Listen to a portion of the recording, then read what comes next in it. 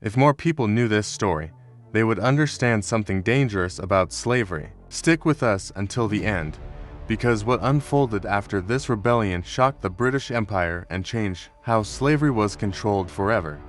This is the mystery of Tacky'S War, and once you hear how it ends, you'll understand why they tried to erase it. Before he was called Tacky, he was a king, not in name. In reality, he came from the Akan people of West Africa, a society built on military discipline, spiritual authority, and strategy. Tacky was not captured as a common man. He was taken because he was dangerous. And when he was sold into slavery and shipped across the Atlantic, the British thought chains were enough to erase who he was. They were wrong, because kings do not forget how to rule, and warriors do not forget how to fight. By the 1760s, Jamaica was one of Britain's most profitable colonies. Sugar was flowing, wealth was pouring into London, but beneath the plantations was a powder keg. Enslaved Africans outnumbered Europeans nearly 10 to 1, and among them were thousands of Akan people, men who shared a language, a culture, and a memory of freedom.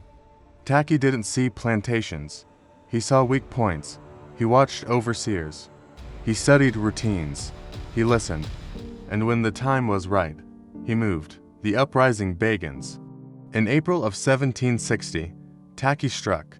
His followers raided Fort Haldane, killing guards and seizing firearms. This wasn't chaos. It was coordinated. Plantations burned. Slave owners were killed. Signals were sent across the island. More rebels joined. This was no riot. This was war. And for the first time, British colonists realized something terrifying. They were not in control. The fear spreads. As Tacky's forces moved through eastern Jamaica, panic exploded. Militias failed. Plantations were abandoned. The British called it a slave rebellion, but in private letters, they admitted the truth. This was an organized military resistance. One official wrote that the rebels fought like men trained for war, because they were. Spiritual power. Tacky's warriors believed they were protected, that bullets would not kill them, that their ancestors walked with them. And for a time, it seemed true. British gunfire missed. Ambushes failed. Fear turned into hysteria. Colonists began to believe Tacky wasn't just a man, but something more. The betrayal. The British could not defeat Tacky directly, so they turned to betrayal. They recruited Maroons, formerly enslaved Africans who had won their freedom and were now used to hunt others. One Maroon tracker found Tacky hiding in the forest, and with a single shot, the rebellion's leader fell. His head was cut off, displayed, a warning. But the war did not end. The aftermath that shocked Britain. Even after Tacky's death, the rebellion spread. It lasted months. Over 60 plantations were destroyed. Hundreds of colonists were killed, and the British response was brutal.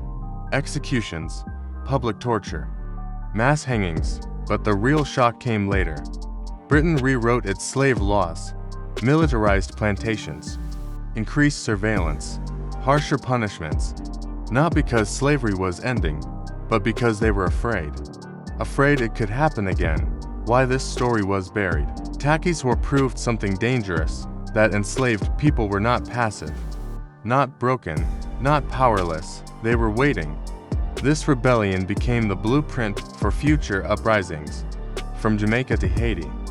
And that is why it was erased from classrooms. Because this was not a story of obedience. It was a story of resistance. If this story surprised you, that's not an accident.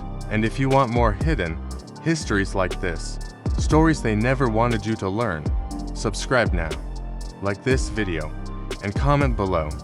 What part of Tacky's War shocked you the most? The full truth is coming, and this is only the beginning.